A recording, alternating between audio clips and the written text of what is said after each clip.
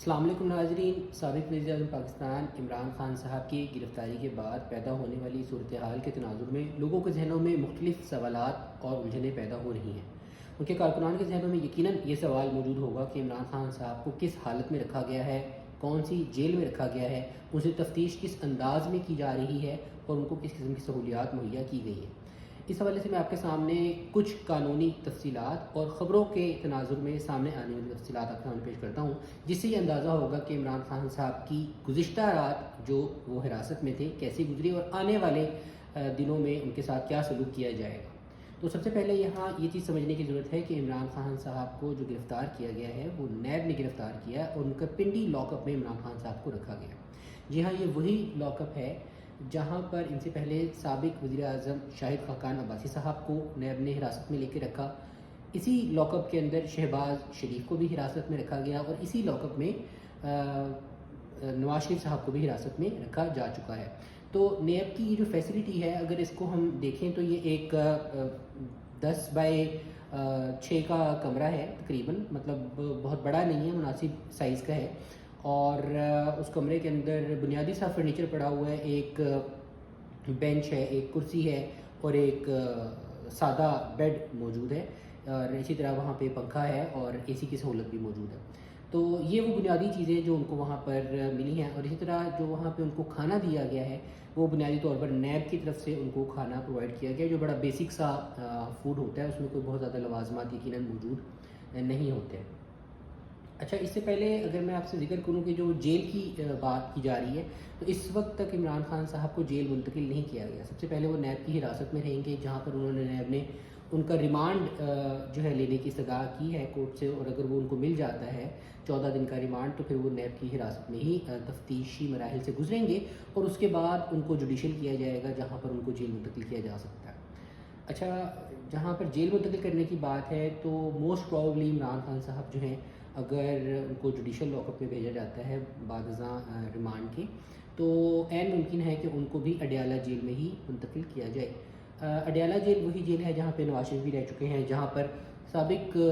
وزیر اعظم پاکستان، جن کو ایک عدالتی فیصلے کے نتیجے میں پھانسی کا سامنا کرنا پڑا، ذوالفقار علی بھٹو صاحب، وہ بھی اڈیالہ جیل میں ہی رہے، ان کو وہیں پر پھانسی دی گئی تھی، اور بے نظیر بھٹو صاحبہ اپنے والد سے ملنے اسی جیل میں جاتی تھی، اور ان کی آخری ملاقات بھی اڈیالہ جیل میں ہی ذوالفقار علی بھٹو صاحب کے ساتھ ہوئی۔ جیسے کہ میں نے پہلے عرض کیا، نواز شریف بھی وہیں پہ رہے، شہباز شریف کو بھی وہاں قید کیا گیا تھا، اور دیگر بڑے سیاسی اکابرین اور قائدین کو وہاں رہنے کا موقع ملا۔ اچھا، اب جیل کے اندر جو سہولیات ہیں اس کے حوالے سے میں بات کروں تو وہاں پر 3 کیٹیگریز ہوتی ہیں، اے کلاس، بی کلاس اور سی کلاس۔ سی کلاس کی جو کیٹیگری ہوتی ہے وہ ایک عام بیرک ہوتی ہے، جس میں عام قیدی جو ہیں، عام مجرم جو ہیں، ان کو رکھا جاتا ہے، اور ظاہری بات ہے وہ ایک کمرے کے اندر بہت سے قیدی وہاں پہ بند ہوتے ہیں، الگ الگ علیحدہ روم نہیں ہوتے، اور ان کو ایک ہی مینیو جو بنتا ہے جیل کا کھانا، اس کے تحت ان کو کھانا دیا جاتا ہے۔ وہ جو دال سبزی وغیرہ ہوتی ہے، مناسب سا کھانا ہوتا ہے، وہ ان کو دیا جاتا ہے، جس کی کوالٹی بس مناسب ہوتی ہے، ہم یہ نہیں کہہ سکتے کہ بہت اچھی ہوتی ہے۔ اسی طرح جو قیدی مشقت والے ہوتے ہیں ان کو چکی بھی پسوائی جاتی ہے۔ اس سے جو اب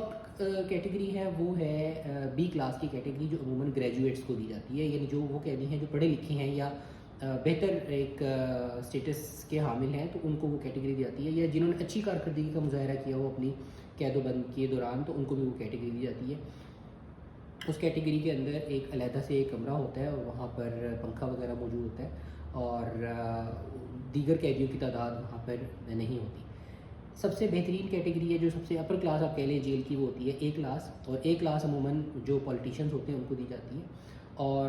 اس روم کے اندر ان کو نہ صرف وہ خود موجود ہوتے ہیں بلکہ ان کو ایک مشقتی یا ہیلپر بھی دیا جاتا ہے، جو کہ ان کے لیے مختلف کام وغیرہ کرتا ہے۔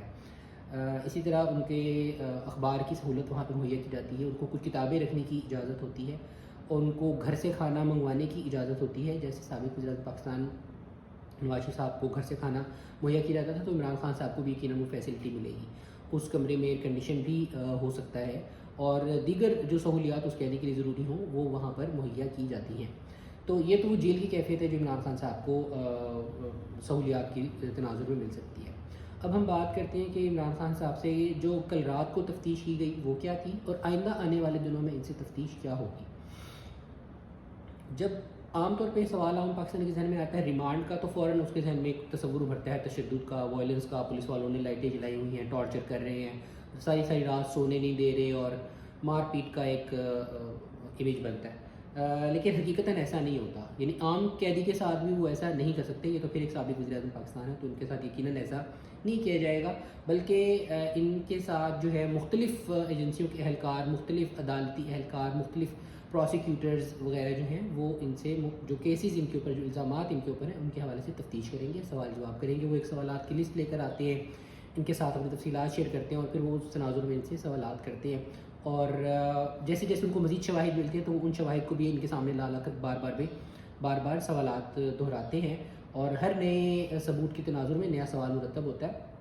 تو وہ آ کے پوچھتے ہیں. یعنی ایسا قطعاً نہیں ہے کہ کسی بھی وزیر اعظم کے ساتھ وہاں پر کوئی تشدد یا کوئی ایسا طرز عمل اختیار کیا جائے جس سے ان کی جان کو یا جسمانی ہارم کا خطرہ ہو.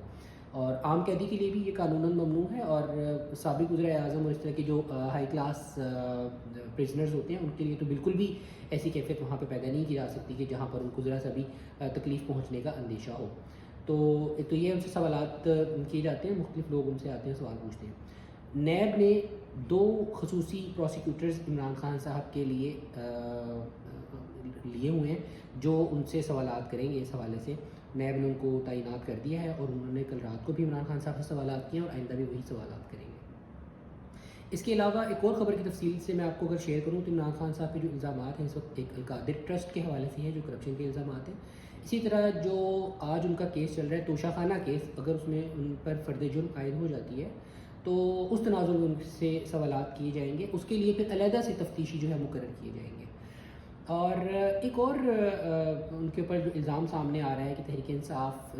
کے جو رابطے ہیں غیر ملکی ایجنسیز کے ساتھ، تو اس حوالے سے یہ تشویشناک الزامات ہیں. تو اس کے اوپر دیکھا جائے گا کہ کون سی متعلقہ ایجنسیز ہیں، ان کے اہلکار جو ہے وہ عمران خان صاحب سے سوالات کریں گے کہ اگر ان کے کسی غیر ملکی